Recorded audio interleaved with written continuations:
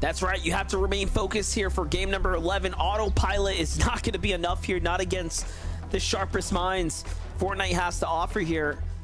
And I made this analysis before, but I'm going to say it again. This is a favorable bust likely for Baka and Pars, who have really cemented themselves a solid top 10 footing, even after yesterday's performance where they gave up a couple rounds. But get to watch it here. They go for something slightly different, and it's going to be get a weapon, take the launch pad, and then get a more favorable angle here to touch down before Chance and Aaron. I wouldn't be surprised if Baka touches down right on top of this player again here. And of course he does, but he misses the shot he was looking for, and Pars gets melted out the sky from the duo. I believe that was looking inwards. Oh, this is a huge ask right now of Baka, and no, he couldn't get the heals off in time. And Baka and Pars they really did have the strategy, but the unforeseen additional duos ruined it all. And that's the problem with their current drop. Even if they make it out against Chance and Aaron, they still have to worry about Xavi and Neko taking advantage of shooting them from across the way. So definitely a very unfortunate demise there, though, for Baka and Pars. Keep in mind, in fact, how that last lobby went. Chance and Aaron, again, seeming to be the common denominator here, because Baka and Pars, they wanted those eliminations so badly to start things off, but just find themselves being eliminated instead by a completely separate team, just about giving that third-party assistance there for Chance and Aaron. And something else kind of wanted to point out here in terms of Acorn and Cold, it's that notice they've been much less aggressive with going for that vault and taking out Nisha right away. Yeah, definitely. We're seeing some adjustment come into place, but you know, sometimes that lack of, or not lack of confidence, but instead the hesitancy can work against you when you start doing something a little too different, too passive. But first, let's wrap this fight up here with Dash and Seek, who are getting a bit active right now. We have, of course, J2, Prodigy, and Bryce right now. Looking pretty solid, swinging around here. We know Chubbs here picked up that victory out alongside Bryce. Like we mentioned, this is for sure the team to look out for as far as big up-and-comers for this year leading up to the Global Championships. But right now, Shieldbreaker has to come out in desperation there. It does end up connecting, but it's not looking too good here. See, what we saw Cold do in this situation, right, when his teammate was down, he just gave it up all the way, came back later. But then you have, like, newer teams like Bryce and Chubbs, maybe not exactly having that type of discipline in their playbook just yet. And we'll see as they continue to develop throughout the years. Congrats to Dash and Seek on winning the drop. Back on over to Eomzo and Rise, who are in and likely hungry to earn some points right now. Got a lot of ground to make up for, fighting a battle very unique to just them in comparison to everyone else in this lobby. But Eomzo and Rise, we know that they are capable of that level of greatness. They already got a taste from yesterday, having been in that first place position to start the day off, and you know that they're going to want to reclaim that spot, and especially the title of being Acts of Champions, both seeking out their first one. But yeah, with the amount of points that Acorn and Cold have been able to build up in the meantime, it's certainly going to be a very difficult ask, but it's a journey that Eomzo and Rise are already committed to embarking upon. And now it's just the hopes of them being able to play it out, see what they can make happen from their current situation. Yeah, the real anomaly for top 5 is the fact that Acorn and Cold have 200 or 100 points to get ahead of second and almost 200 across from everyone else. So unless something goes terribly wrong in one of these two games, then there's just not going to be an opportunity to close the distance there. But they are triple contested. So like we said, you literally cannot count them in as a winner just yet. This game, next game, still triple contested. the real difference maker for Acorn and Cold has honestly just been the fact that they've been in positions, both in games 10 and 9, where realistically they should not have been able to make it as far into an endgame as they did. But they just took full advantage of every opportunity and have found a way to minimize mistakes as much as possible here in day number 2. Aside from the fact that they found themselves in a solo occasion, the successful reboots into recovering enough to then find ideal positioning in later games, that alone is definitely a testament to just how strong of a duo Acorn and Cold are. One thing I really like about Cold, I feel like he, for me personally, right, from like what I've gathered from his playstyle, he is exceptional with the shotgun. It reminds me of TSM's Commandment. Commandment used to go by the moniker, you know, the nickname, essentially 200, just like Saf, 200 Punk, right? Like they were always putting that in their name because they were just that dangerous with it. And Cold, man, I know he doesn't flex how good he is because he's very humble, but he is good. Actions speak louder than words most of the time, and Cold's performance 99.9% of the time it definitely and more than enough to back up that kind of statement. A little bit of trouble here though, more towards the north side of the map, far northeast even. Noxy, Crisp, up against Asian Jeff, Oliver OG. No other teams in sight though, so third party probably least of their concerns, but both of these teams expending a good amount of materials. Seems as though Noxy and Crisp, they really want to commit towards this engagement, given how much they've already opted to use up here. They're gonna need that siphon materials out of Oliver OG or Asian Jeff, and vice versa, Oliver OG, Asian Jeff. They probably want to force this engagement. Noxy already kind of hovering near that launch pad because, as you can see, Asian Jeff eating a good amount of damage. Shield's not fully intact. Noxy now trying to see if he can creep around, find a nice angle into the box of Oliver OG, Asian Jeff. Gonna get the markers from where the pickaxe is coming through. Oliver OG, Asian Jeff just trying to reclaim some of the space inside of this box fight.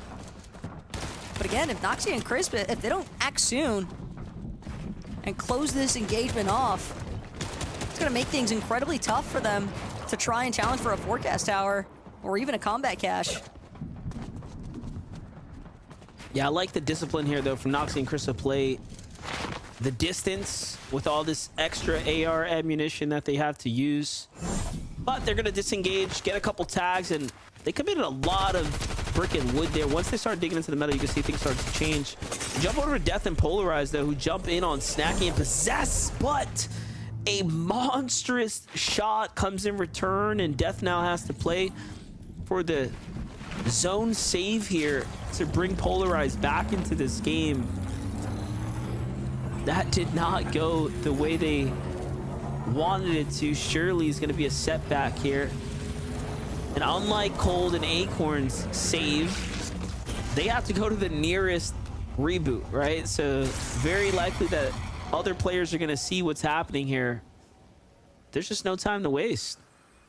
Kind of bold though by Polarize to just be fully exposed and just so convinced, yeah, there's nobody looking in my direction with a sniper. I can definitely just look for my own search tags. So maybe a little bit more necessity towards proceeding with caution. Go a long way there for Polarize, but good looks by Death. At least he's able to confirm the reboot. Now it's just about covering the ground to get towards that next zone. Have to expect that Death and Polarize are also going to have to be fighting the battle of getting their surge up, given that they don't have anybody nearby. So pretty good chance that they're going to be slightly below that surge damage threshold. if they're not able to pick something up quick. And that's the mentality here now from Aviv and Bugha. We've seen this team have more than one elimination even through the mid-game into the late, but still a little bit of struggles, just barely managing to maintain over on that Surge damage threshold. Surge just being the #1 opponent currently for a lot of these teams in the mid-game. Yeah, definitely. But Bugha Bro is onto something. Those double ramps, he just keeps pulling them out. But hold up, we jump in here. Sphinx grapple hooking right into a bush that is housing 2 opponents lurking nearby. They couldn't get the finish or the box appears. Jagvir, TBC, LeBron. So a little reset's gonna happen here. Interested to see why they didn't commit to pushing into the box, but now it's just too late. They've given them way too much time here for Sphinx and Pump to go ahead and heal up. Everyone else is going to be on the move. Looked like Vanillas and Convic were also local to that exchange. Could be part of the reason why LeBron and Jagvir opted to just pause for a second there instead of rushing right in. But still probably an engagement that a more experienced duo would have 100% opted to take. I mean, you get a shield break like that. It's a massive tag for Sphinx and Pump to have to worry about. Think about looking for another snipe shot. We've seen this happen time and time again, and he actually misses for once. You see him line it up though, you know? You know something bad's coming to whoever's on the other side of the bullet. It makes you think. Definitely does. Here's Acorn and Cold back on the move right now. And of course, we're going to be continuously following these top teams right now as we're starting to situate ourselves up for what will be the finale here of the FNCS Grand Finals for NA. This is game 11. This is the day where points are worth 1.5x, placement even more, eliminations matter even more. Your performance today is much more important. Take a look at the big rotate here from Reed and Rich, where they take the crash pad right through the middle of the map there. Don't get caught out.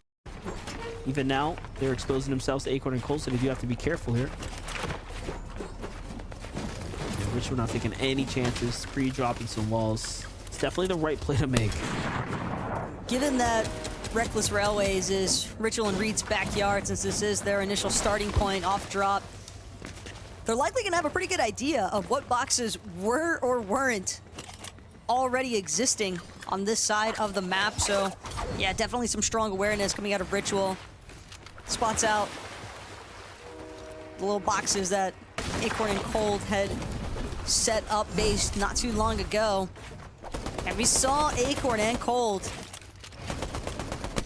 getting a little bit of pressure from behind, but it's actually just going to be Chance and Aaron on the receiving end. Easy elimination there for Cold to get onto Aaron. A little bit of material pickup as well. Shield potion. Gonna get Cold back to practically full shield. Only gonna be too short. That's not too bad though. Rise and Iamsu get caught out. Unfortunately, they're trying to grapple hook away from a duo. They don't earn any points this game. It's Trashy and Threats who catch them on the rotate there. That's an unfortunate game number 11 for them. But now we jump in to Acorn and Code, who are on the hunt right here. Willing to jump into an enemy box, potentially. There was no one here, but talk about bold, right? In order to fight, like looking for a battle when they have, you know, top 25 right around the corner, placement points, end game.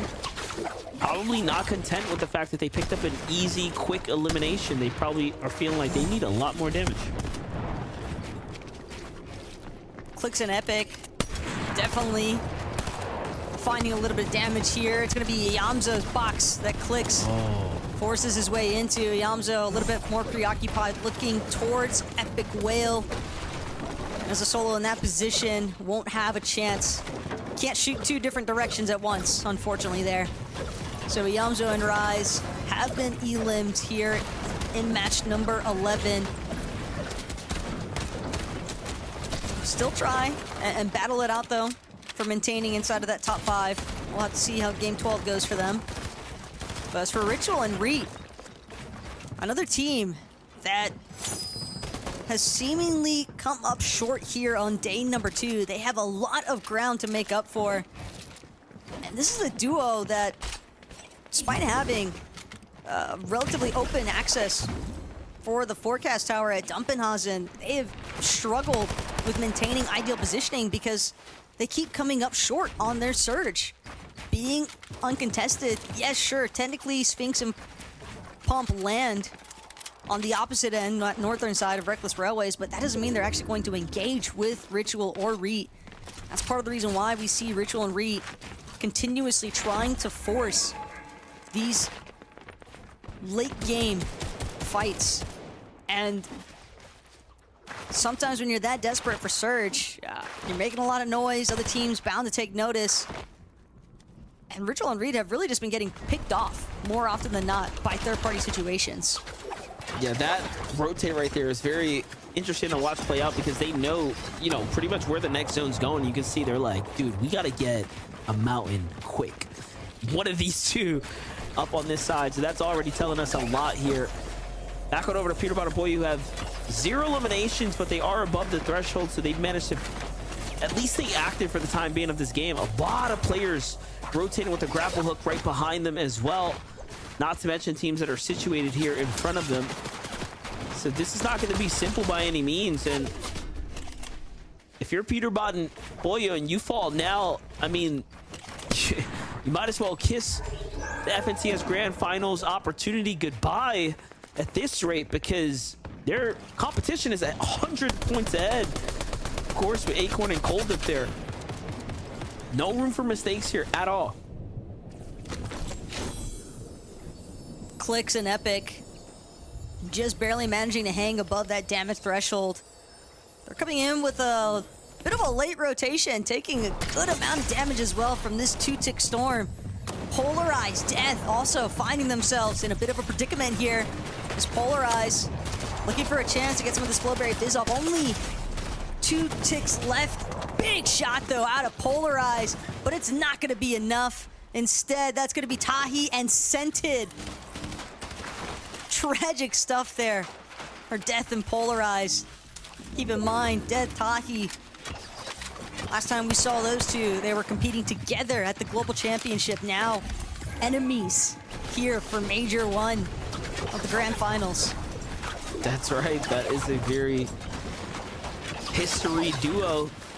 Those kind of things are going to happen, you know, like even if you're Death and Polarized, you know, you're playing so well, you're up at the top. I mean, this is Death's first time, I think, in a grand final setting where he's been able to honestly have a chance at like even top 3, right? With a pacing like this. So, you know, with time comes experience, but look at this. 6 through 10 are eliminated in this game already. Meaning that this runway is wide open right now for players like Clix and Epic Will here. Going and catch up. Aviv and Bugha continue to get active. This is a team that we haven't talked about that could also be primed for a grand finals. And that'd be incredible for someone like Aviv to achieve under his belt. Bugha already, of course, decorated all the way through and through. But Aviv starting to close in, and he's been playing so well. They just seem to complement each other's play style very, very well. As far as the top 3 is concerned, Aviv and Bugha likely one of the only teams that are even in a position to try and challenge Acorn and Cold for that first place spot in the leaderboard. But it's all going to hinge upon whether or not Acorn and Cold even get taken out. Only one more duo needs to be eliminated before placement points become active, just about. At the same time, though, Cold having at least 6 points from that elimination he acquired earlier on. Paper Muzz, though, from fencing fields all the way over to Classy Courts. It's probably the last thing that Cold and Acorn expected to see. But Paper Muzz having already found a slightly better spot. Cold, Acorn still trying to make their way across this body of water here. Couple of tags being ate up, but now it's the immediate pressure from Golden and Ozone that could pose more of a problem here. Cold and Acorn aren't careful. I'm not worried. They're in first place. I'm not worried. They got this. All right, everyone around them, they got this. Unless it's Re and Ritual. We're getting really close now. They get a little dangerous here. As the water starts to heat up. Can they handle the pressure? But no. It's a little too much for Re, who gets taken down into a box, and the edit comes in, and now Ritual has to play this one out by himself. This is their chance to do something big. Ritual jumps in and gets melted by threats. Clix gets knocked in the feet as well. Are all of the competition falling here? And now is the question. But Epic Whale fends off a monster shot there. Gives him time to save Clix. And they gotta at least rake into like 520, 530, 540 if they want a chance in the last game to potentially be the grand finals winners here. Aviv and Booga are doing just that. Pushing everyone back now. Look, 25th placement, that's 3 points. Every placement above that only continues to build up. Epic was asking him to step it up earlier on the day. It seems he's done just that. Definitely a clutch moment for him to bring Clix back into the lobby, finds that revive after getting a successful elimination, putting more pressure onto the rest of the lobby to also stay upright here. Peterbot, Pollo, they recognize the fact, first place, pulling ever so much further away from us. They know they need a big match here if they want to keep in contention with Acorn and Cold. Same story though for Aviv and Booga as they continue to build. One more elimination upon the next. It's Clix and Epic Whale versus Peterbot and Pollo here. But Duke comes in from the flank and just deletes Peterbot while his guard was let down. And now Pollo has to play this out by himself, but then it comes through and it is Dukes who gets finished off there. So close. He almost 2v1'd him, but Clix and Epic Whale time it perfectly.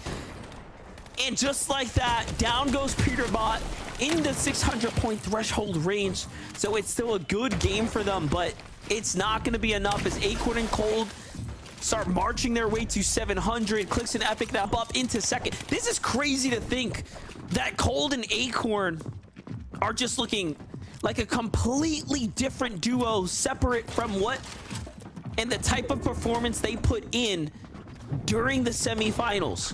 Like, their finals performance so far has been very, very solid, rock solid. And the news just keeps getting better still because Booga being knocked, now fully limbed. You can imagine that the feed probably retailing that information towards Acorn and Cold. Aviv doing everything he can, grapple blading, trying to stay moving along Acorn's with this knocked. zone. I think Acorn just got knocked. Yup, Cold is by himself now. This is huge. He's only at 702 points. If Cold falls now, I mean, that's going to be the lead given away. But no, he's still fighting for it. And this is what we've seen Cold do a lot this weekend. Cold has literally backpacked Acorn a couple of times this weekend already. But most importantly, when it mattered on Sunday, right here, right now, he continues to do it. And look at this, a little bit of Fortnite favor. The zone bounces back towards Cold, so he has a little bit more time here to rotate now with the lead, but there's a team on his tail. Keep in mind, Aviv, he's got the exact same intentions as Cold. He knows that he can't afford to go down just yet. Doesn't want to let first place slip that much further away from where Aviv and Booga currently sit in the standings. Aviv doing everything in his power, going to opt to drop towards that low ground, even though it's going to be a more congested side of the zone. 15. Doesn't have any mats, doesn't have any builds. Forced to take this box fight instead, but 2 versus 1, and 2 is better than 1. Aviv has fallen now. Muzz and Paper on the rise. That's it. Cold's immediate competition is down and out. Epic Whale gets knocked there. Like, this is looking better and better right now for Cold and Acorn's last game. Clix gets taken out as well now. He is just leading here. And look who's alive. Kanata and Agers. Had they just had a better day one, they would surely be top 3 right now. just incredible to see Kanata and Agers also having a little bit of a moment for themselves. I've seen them continuously jump into the feed, but look at Code Gold continuing the onslaught here. He falls inside the top 8. Another top 10 performance for them. Seek and Dash turning online as well. Very consistent here today. And Seek and Dash, they have the chance to completely bamboozle the entirety of the lobby, given how many points they'd already jumped up from that last match. But Crisp, Noxy, they also want to find a victory royale on the day if possible, to seriously put them into contention for threatening that top 5 of the leaderboard. They could start here. One more pickup onto Zooks. Dasharuni fully exposed. Noxy gonna light him up as a punishment for it. Crisp has both of the medkits though. Between himself and Noxy, chop really quick. Dasharuni not gonna be able to close it out. Crisp and Noxy, they hold on to, I think we could still call that somewhat of a high ground, but more importantly of all, the fact that they managed to maintain their position over the rest of the lobby is ultimately what led to them finding that final elimination onto Dasharuni. But still a really deep run out of Seek and Dasharuni. Bound to have built up a good amount of points there. They were positioned best by far. I mean, they had the high ground. They didn't overcommit too much, and they had just enough material to make it through the end game there, and even farming any opportunity that they had right there. And look at this, it comes back towards the Rift Island, so this could have gotten real spooky, real different, real quick. But for Noxy and Crisp, congratulations to them. They take a grand finals victory royale here in